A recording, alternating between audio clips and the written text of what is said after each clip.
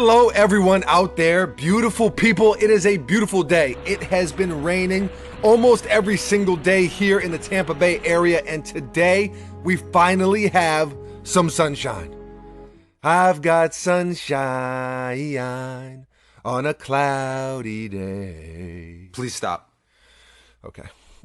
I've been called a songbird of this generation, just for the record. False. Okay. All right. Well, Buckets is back on his usual hating, all right? But the truth shall set you free. I'll tell you what's not free. These sneakers are not free. In fact, they are way too expensive. If you ask me, what sneaker do I speak of? Come on, we really do need some suspenseful music here. I'll set the scene. I'm talking horror flick. I'm talking Freddy Krueger, Jason Voorhees with the hockey mask, walking after you at 4 miles per hour, but somehow you keep tripping and slipping in the mud. The music gets a little louder. He's getting closer. Why do your legs feel so heavy? You're moving in slow motion. Must make it to the payphone. You finally get there. The phone is missing because it's 2018 and payphones aren't a thing anymore. Out comes the knife. Holy man.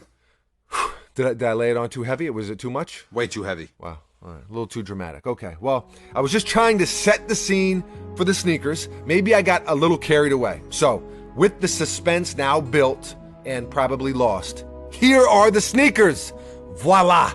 The Balenciaga Speed Trainer in white, all white like I got the whole thing bleached. These released in the beginning of last year, January of 2017, and retail was $595. That's a lot of money. Now, this isn't my pair. This is a friend of mine's pair who shall forever remain nameless, but we were having a conversation about sneakers, retail prices, and what a sneaker is really worth, and I got some things on my mind.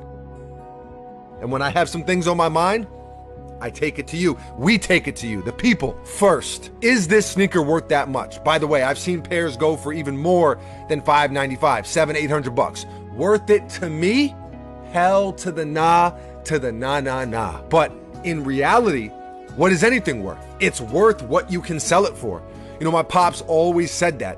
Something is only worth what someone will pay for it. He has also told me something else many times.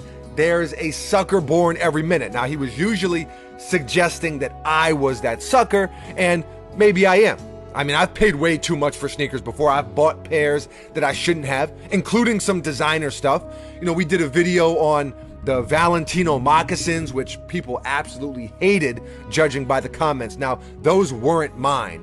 That was a friend of mine's pair as well. But the Balenciaga Triple S, those were mine. That was a pair that I regretted buying, and I talked about how I regretted them, and those were even more expensive than these. So why complain about this pair? They obviously sell for Balenciaga, and they are obviously doing something right as a brand. You know, it's all about that brand name. If you took the name off the side, what would these be worth?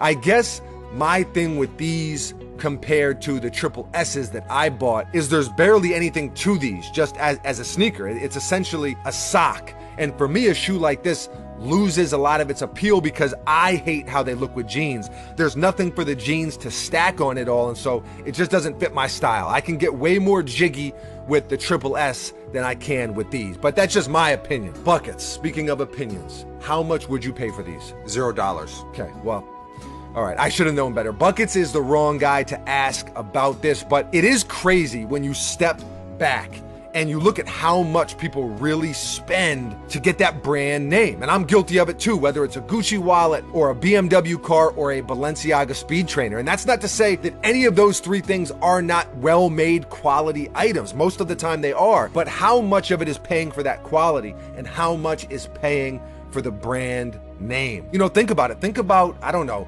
Apple. Just seeing that little Apple logo, it does something to us, right? It does something in our brains, in our noggins. So are these worth $600, $700, $800? Clearly they are if they're selling them at that price and people are actually buying them at that price. Are these worth that to me? No way.